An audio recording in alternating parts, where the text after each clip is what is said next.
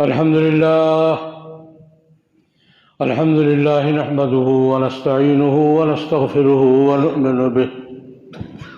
ونؤمن به ونتوكل عليه ونعوذ بالله من شرور أنفسنا ومن سيئات أعمالنا من يهده الله فلا مضل له ومن يضلله فلا هادي له ونشهد أن لا إله إلا الله وحده لا شريك له ونشهد أن سيدنا وسندنا ومولانا محمدا عبده ورسوله أرسله بالحق بشيرا ونذيرا وداعيا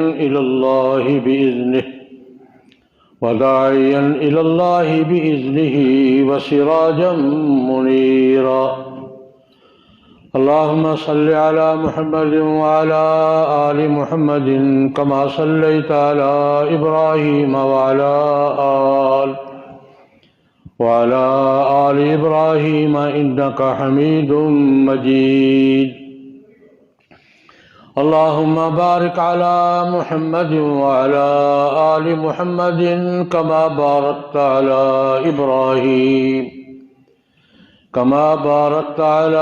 إبراهيم وعلى آل إبراهيم إنك حميد مجيد أما بعد فأعوذ بالله من الشيطان الرجيم بسم الله الرحمن الرحيم لينفق ذو سعة من سعته ومن قدر عليه رزقه فلينفق مما آتاه الله لا يكلف الله نفسا إلا ما آتاها سيجعل الله بعد عسر يسرا صدق اللہ العظیم۔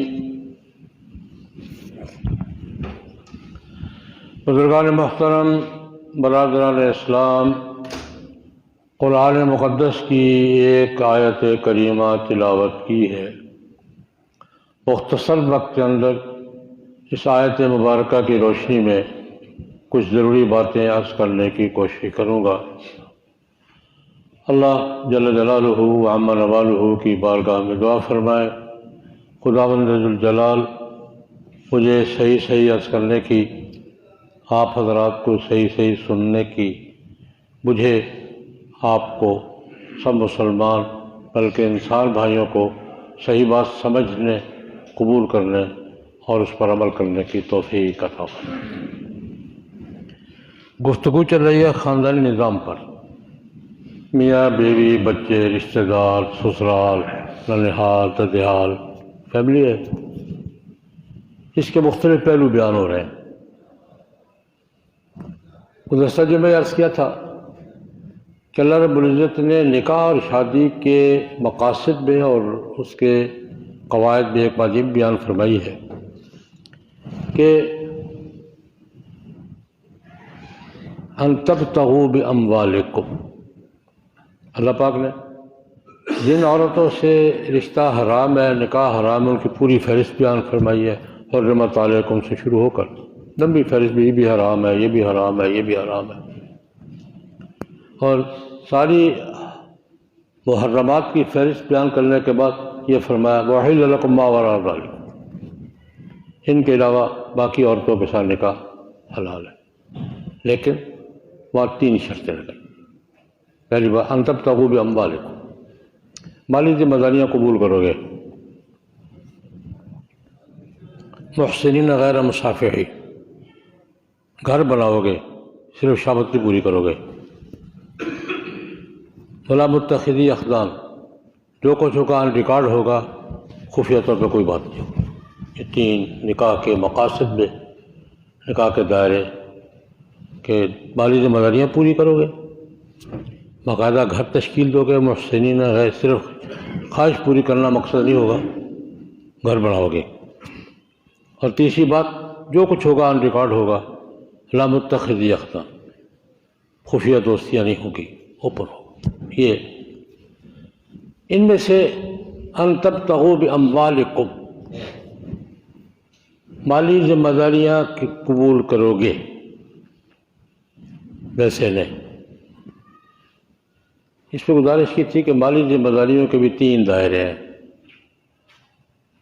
پہلے کہ مہر دو گے، مہر مقرر کرو گے واپس بھی رضامندی کے ساتھ،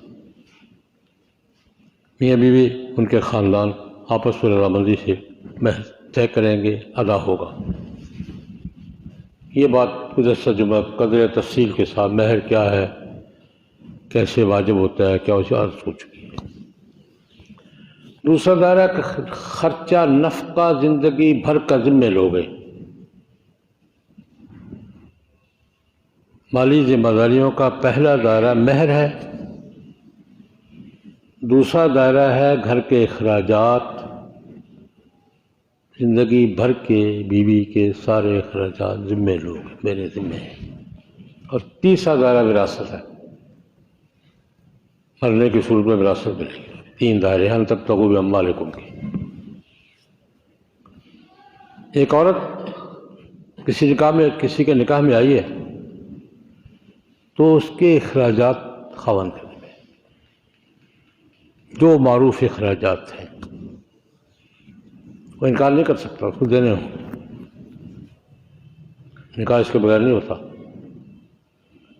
اس کے مالی اخراجات سارے، کپڑا، جو بھی معروف اخراجات ہیں، مکان، رہائش، کپڑا، علاج، جو بھی اس کی ضروریات ہیں پوری کرنی۔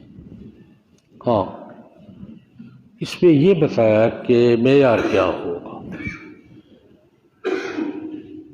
یہ تو طے ہے کہ جو بیوی ہے، بیوی کے بعد اس کے بچے بھی، صرف بیوی نہیں، بیوی کے اخراجات بھی کس کے ذمہ ہیں؟ خاوند کے ذمہ۔ جو بچے ہو جائیں گے، بچوں کے بھی بالغ ہونے تک اس کے جو اخراجات کس کے ذمہ ہیں؟ یہ معیار کیا ہے؟ اللہ پاک نے یہ جو آیت میں نے پڑھی ہے اس پہ معیار بتایا ہے۔ لِيُنْفِقْ ذُو سَعَةٍ مِّن سَعَتِهِ وَمَنْ قُدِرَ عَلَيْهِ رِزْقُهُ فَلْيُنْفِقْ مِمَّا آتَاهُ اللَّهُ لَا يُكَلِّفُ اللَّهُ نَفْسًا إِلَّا وُسْعَهَا سَيَجْعَلُ اللَّهُ بَعْدَ عُسْرٍ يُسْرًا۔ اپنی حیثیت کے مطابق خرچ کرو گے بھائی۔ مالدار ہے تو اپنی حیثیت سے، تنگ دست ہے تو اپنی حیثیت سے۔ یہاں اصول یہ بیان فرمایا، حدیث میں بھی آتا ہے کہ خاوند اپنی حیثیت کے مطابق خرچ نہیں کرتا تو زیادتی کرتا ہے، اور بیوی اور اولاد اگر اس کی حیثیت سے زیادہ مانگتی ہے وہ زیادتی کرتے ہیں۔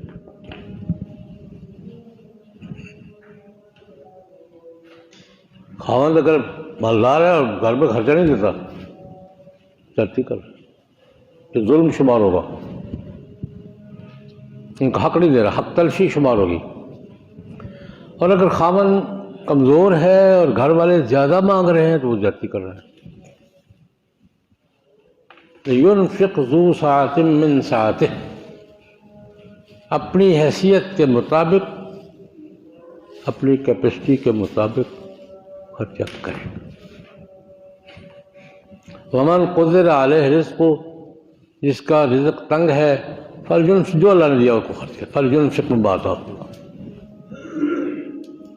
یہ بات فرما کر اللہ نے فرمایا، دیکھو ہمارا اصول ہے لا یکلف اللہ نفسا الا وسعها۔ اللہ پاک کسی معاملے میں کسی آدمی پر اس کی طاقت سے زیادہ بوجھ نہیں ڈالتے، ہر معاملے میں یہی اصول ہے، ہر معاملے میں یہی اصول ہے، اس کی حیثیت سے بڑھ کر اس پر کوئی ذمہ داری نہیں ڈالتے۔ ایک آدمی کے پاس پیسے نہیں ہے تو اس پر زکوٰۃ بھی نہیں ہے۔ ایک آدمی اگر کھڑے ہو کر نماز نہیں پڑھ سکتا تو کھڑے ہونا پھر بیٹھ کے پڑھ لے گا۔ ایک آدمی روزہ نہیں رکھ سکتا تو قضا کر لے۔ یہ اصول ہے لا یکلف اللہ نفسا الا وسعها۔ اللہ پاک نے یہاں بھی خرچے میں بھی یہی کہا ہے، خرچے کی بات کی ہے، اپنی حیثیت کے مطابق خرچ کرو، نہیں کرو گے تو زیادتی کرو گے، اور اگر حیثیت کمزور ہے تو اس کے مطابق کرو۔ کیوں؟ لا یکلف اللہ نفسا الا ما آتاہا، اللہ پاک نے جو دیا اس کے مطابق پابندیاں لگاتا ہے اس سے کم۔ ایک جملہ اور فرما دیا صاحب، بڑا مزے کا جملہ ہے، سیجعل اللہ بعد عسر یسرا، حالات ایک جیسے نہیں رہتے یار، کچھ ایسا تنگی کا گزرا ہے تو پھر آسانیاں بھی آتی ہیں۔ اس کا سادہ ترجمہ کر رہا ہوں، حالات ایک جیسے نہیں رہتے، کبھی رہے ہیں؟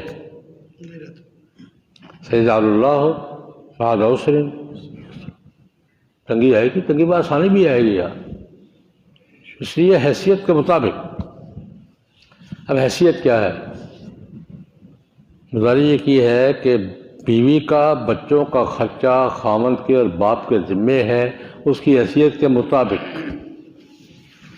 اب حیثیت کا تعین کون کرے گا؟ قرآن پاک کر دیا مطعم بالمعروف، اس ماحول میں، اس علاقے میں جو خرچہ معروف ہے، مطعم بالمعروف حقا علی المتقین، اس علاقے کے عرف کے مطابق، گاؤں میں گاؤں کی حیثیت سے، شہر میں شہر کی حیثیت سے، امریکہ میں امریکہ کی حیثیت سے، برطانیہ میں برطانیہ کی حیثیت سے، اور افغانستان میں افغانستان کی حیثیت سے، اس علاقے کا عرف، مطعم بالمعروف۔ اور یہ ہمارا اختیار نہیں ہے، حقا علی المتقین، واجب ہے یہ۔ جس علاقے میں رہتے ہیں، اب ایک چھوٹی سی مثال دیں، میں نے مہر کی بات کی تھی، اس کی بھی ایک بات دہرا رہا ہوں، نکاح ہو گیا، ایجاب قبول نہیں ہوا، ایجاب قبول ہو گیا ہے، مہر مقرر نہیں ہوا، ہو جاتا ہے، ایجاب قبول کر لیا، خود پر سب کچھ ہو گیا، مہر مقرر نہیں ہوا، مہر پھر بھی واجب ہے، مہر پھر بھی واجب ہے، نہیں مقرر کیا تب بھی واجب ہے، فرق ہے۔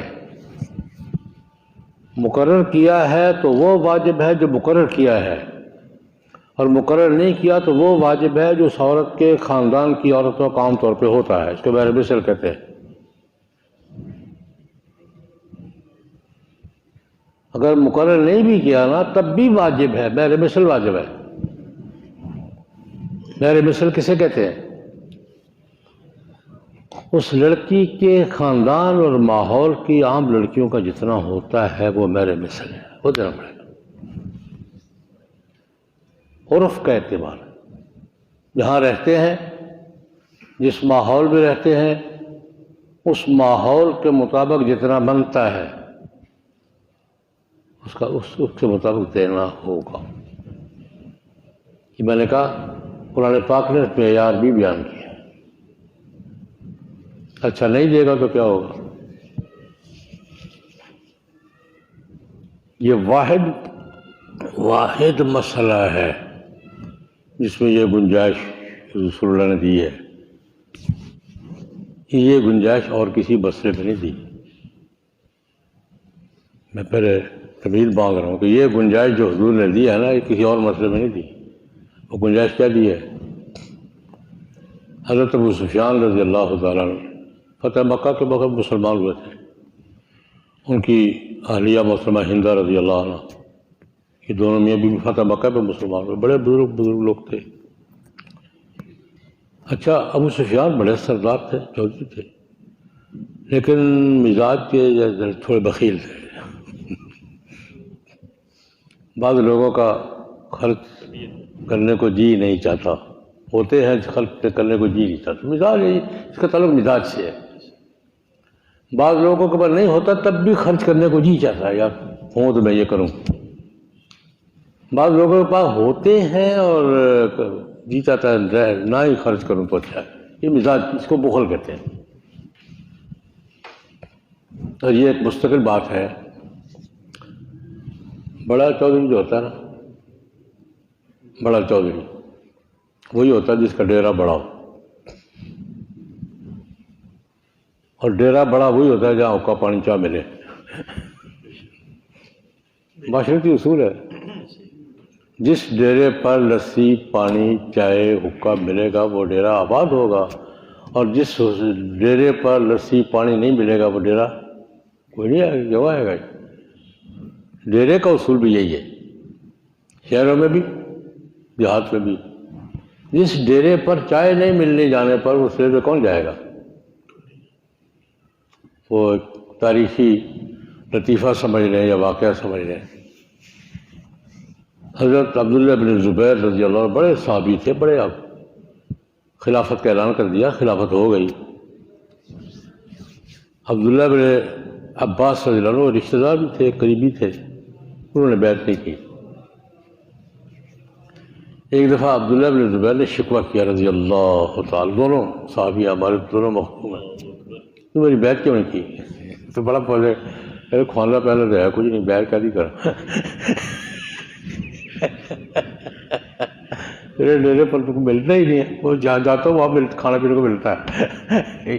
ڈیرے داری کا بھی اصول یہی ہے، جس ڈیرے پہ چاہ حقہ پانی نہ ملے، نسوار نہ ملے، وہ اپنا اپنا علاقہ ہے نا، کہیں نسوار، کہیں چائے، کہیں حقہ، کہیں پانی۔ مجھے ایک اور لطیفہ آیا، یہی میرے پاس ایک بزرگ آئے، سن 70 کی بات ہے، پاکستان اکٹھا تھا، اپنے اپنے علاقے کا رواج ہوتا ہے۔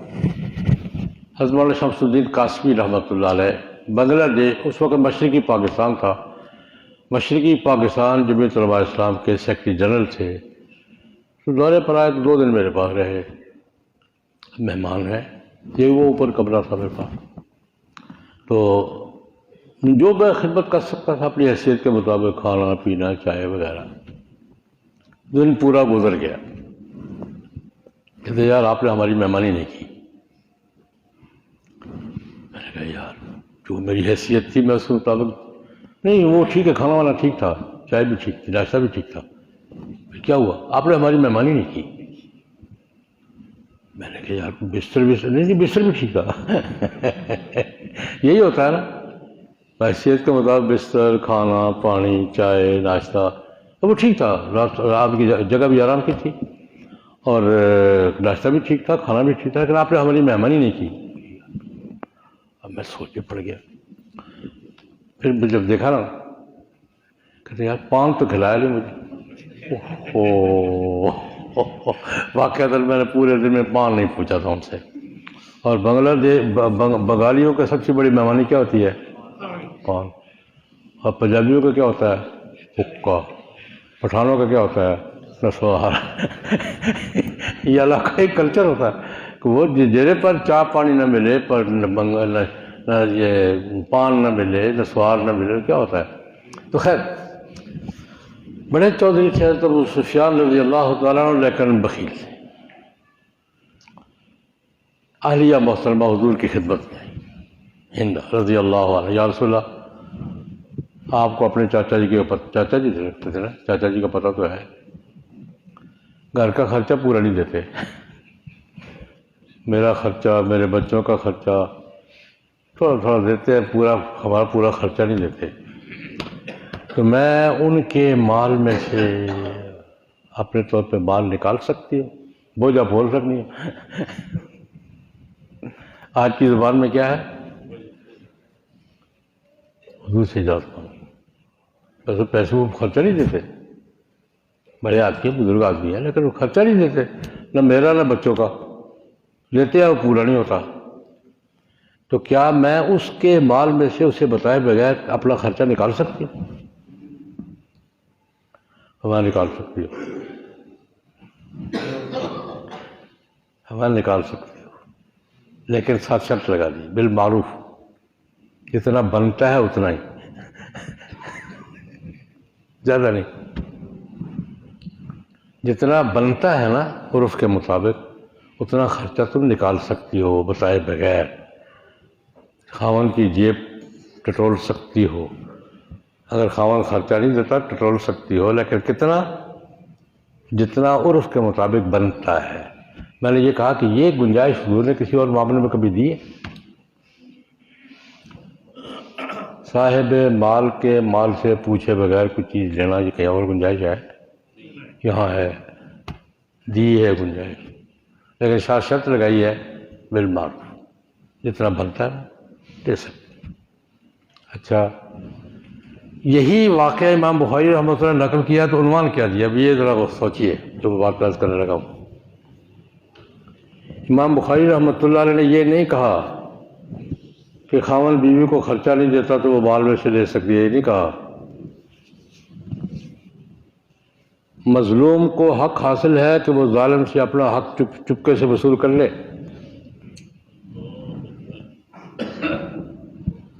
امام بخاری نے عنوان یہ قائم کیا ہے، ایک مظلوم کا حق کسی نے دینا ہے، ظالم ہے وہ نہیں دے رہا، تو کیا اس کے مال میں سے اپنا حق لے سکتے ہیں؟ واقعہ یہ بیان کیا. اس کا مطلب یہ ہے گھر پورا خرچہ نہ دینے والا ظالم ہے. گھر کا پورا خرچہ حیثیت کے مطابق نہ دینے والا امام بخاری سے کیا کہہ رہے ہیں؟ ظالم ہے. اور جس گھر میں بیوی بچوں کو حیثیت کا خرچہ نہیں ملتا ان کو امام بخاری مظلوم کر عنوان یہ قائم کیا ہے. ظالم ظلم کر رہا ہے، مظلوم اپنے ظلم کے حساب سے اس سے وصولی کر سکتا ہے تو باتیں کر سکتا ہے. واقعہ یہ بیان کیا ہے.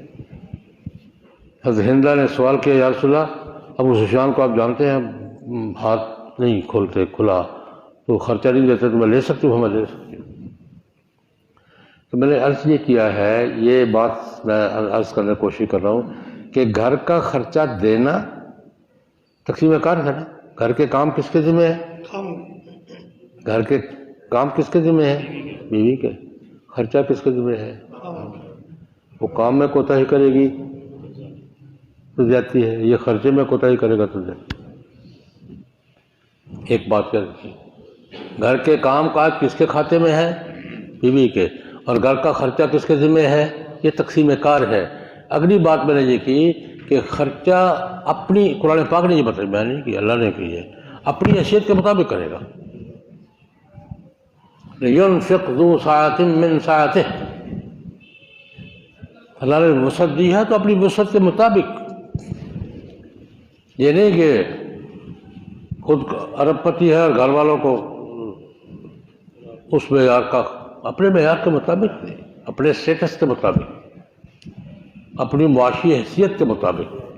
ذو سعۃ من سعتہ، اپنی گنجائش اور اپنی حیثیت کے مطابق خرچہ دے گا گھر. اور دوسری طرف یہ کہا من قدر علیہ رزقہ فلینفق مما آتاہ اللہ، جس کا رزق تنگ ہے وہ اپنی حیثیت کے مطابق دے گا. میں نے اس پر یہ عرض کیا تھا، فقہا یہ لکھتے ہیں اگر خاوند اپنے گھر میں اپنی حیثیت کے مطابق خرچہ نہیں دے رہا، زیادتی کر رہا ہے، اور اولاد اور بیوی اس کی حیثیت سے زیادہ مانگ رہے ہیں، وہ زیادتی کر رہے ہیں.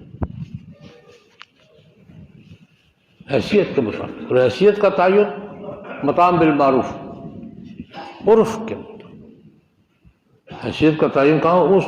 اس ماحول کے مطابق. میں نے گزارش کی تھی گجرانوالہ کے مطابق، گاؤں کے مطابق، امریکہ کے مطابق. جو اس ماحول کا عرف ہے اس کے مطابق خرچہ دے گا. اور یہ اس کا احسان نہیں ہے، ان کا حق ہے. یہ خاوند کا احسان نہیں ہے کہ خرچہ دے رہا ہے، ان کا حق ہے. یہ قرآن پاک نے نکاح کے ساتھ ہی شرط لگا دی تھی کہ جس عورت سے نکاح کرنا ہے ان تبتغوا باموالکم، اس کی مالی ذمہ داریاں قبول کر کے نکاح کرو گے، ورنہ نہیں ہوگا. اپنے ذمہ لوگے مالی ذمہ داریاں. اور مالی ذمہ داریوں میں نے کیا عرض کیا تھا؟ پہلا تو مہر ہے، دوسرا کیا ہے؟ خرچہ، گھر کا خرچہ سارا اس کے ذمہ ہے، آپ کی حیثیت کے مطابق دے. تیسرا وراثت. وراثت یہ بھی ان تبتغوا باموالکم کا تیسرا دائرہ ہے کہ عورت کو وراثت بھی ملے گی. خاوند فوت ہوا ہے تب بھی وراثت ملے گی، باپ فوت ہوا ہے تب بھی وراثت ملے گی، بلکہ بعض صورتوں میں بیٹا فوت ہوا ہے تب بھی وراثت ملے گی، بعض صورتوں میں بھائی فوت ہوا ہے تب بھی. شکلیں مختلف ہیں. وراثت کے مسائل بھی ایک بات میں عرض کر دیتا ہوں. وراثت کے مسائل بدلتے رہتے ہیں، شرعاً نہیں صورتاً. رشتہ داروں کی جو فہرست بنے گی نا اس کے مطابق اسے طے ہوں گے، بس حصے بدل جاتے ہیں۔ ایک صورت میں مثلا بیوی کا حصہ چوتھا حصہ ہے، اگر اولاد نہیں ہے تو خاوند فوت ہو گیا، بیوی ہے اولاد نہیں ہے، چوتھا حصہ ملے گا، اولاد ہے تو 8واں ملے گا۔ بیوی فوت ہو گئی ہے، اولاد نہیں ہے، خاوند کو آدھی جائیداد خاوند کو مل جائے گی، اولاد ہے تو پھر اس کو چوتھا حصہ ملے گا۔ یہ شکلیں بدلتی رہتی۔ میں یہ بات اس لیے عرض کر رہا ہوں کہ وراثت میں رشتہ داروں کی فہرست بدلنے سے حصوں کی تقسیم بدل جاتی ہے۔ یہ مشکل مسئلہ ہے، اس لیے وراثت جب بھی تقسیم کریں اپنے طور پہ نہیں کریں،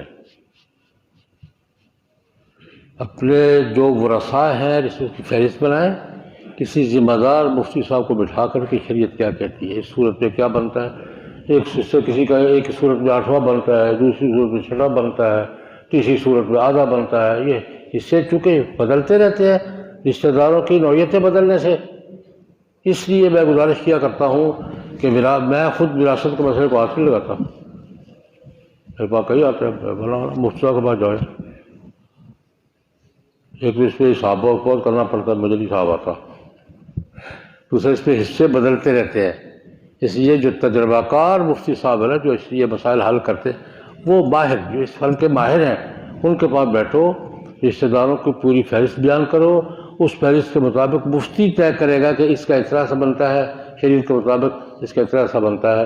لیکن میں نے گزارش کی کہ ان تبتغوا باموالکم، اللہ تبارک و تعالیٰ فرماتے ہیں کہ بیوی اگر کسی کو بیوی بنایا ہے نا تو مالی ذمہ داریاں قبول کر کے نکاح کرو گے، مالی ذمہ داریاں قبول کرے بغیر نکاح نہیں ہوگا، اور نہ مالی ذمہ داریوں میں پہلا مہر دینا پڑے گا، خرچہ اس کی ذمہ داری لینی پڑے گی، اور وفات کی صورت میں تیسرا دائرہ وراثت کیا ہے وہ بھی دینی پڑے گی۔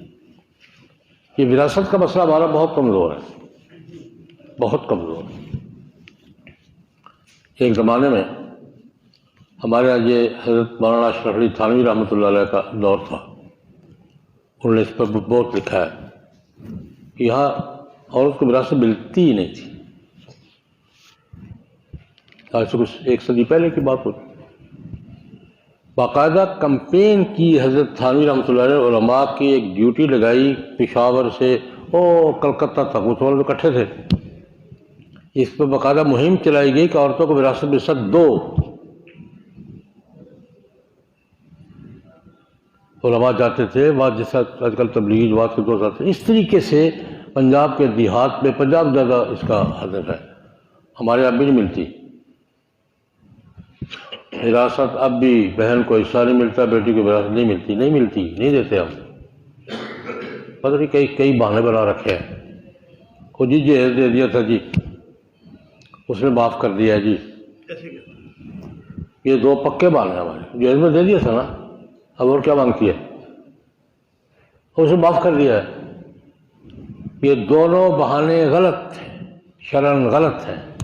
جو اس کا حصہ بنتا ہے وہ اس کا حصہ ہے، وہ اس کو ملے گا، نہیں ملے گا تو ایک روایت میں نے پہلے بھی دوبارہ عرض کر دیتا ہوں، ترمذی شریف کی روایت ہے، اللہ تبارک و تعالیٰ فرماتے ہیں، حدیث قدسی ہے، اللہ پاک فرماتے ہیں جس نے اپنے رشتہ داروں میں سے، وارثوں میں سے کسی کا حصہ نہیں دیا دنیا میں، قیامت کے دن اس کے حساب سے پہلے وہ کٹوتی کر کے دوں گا، باقی سب بات بتا۔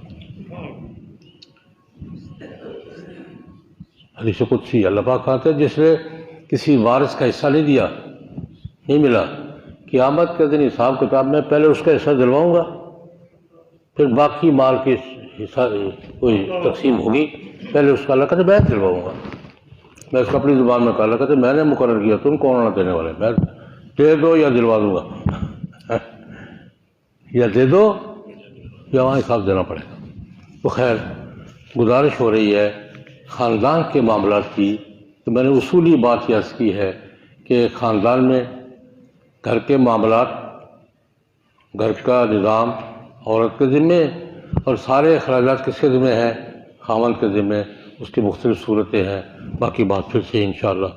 ایک دوست فرماتے ہیں آفتاب صاحب میں گھریلو مسائل میں بہت پریشان ہوں، اللہ پاک سب کی پریشانیاں دور فرمائیں، گھریلو بھی غیر بھی۔ عبدالقادر عثمان صاحب کے ماموزاد بھائی منیب صاحب انتقال کر گئے، دعا کریں اللہ تبارک ان کی مغفرت فرمائے، رشتہ داروں کو صبر عطا فرمائے۔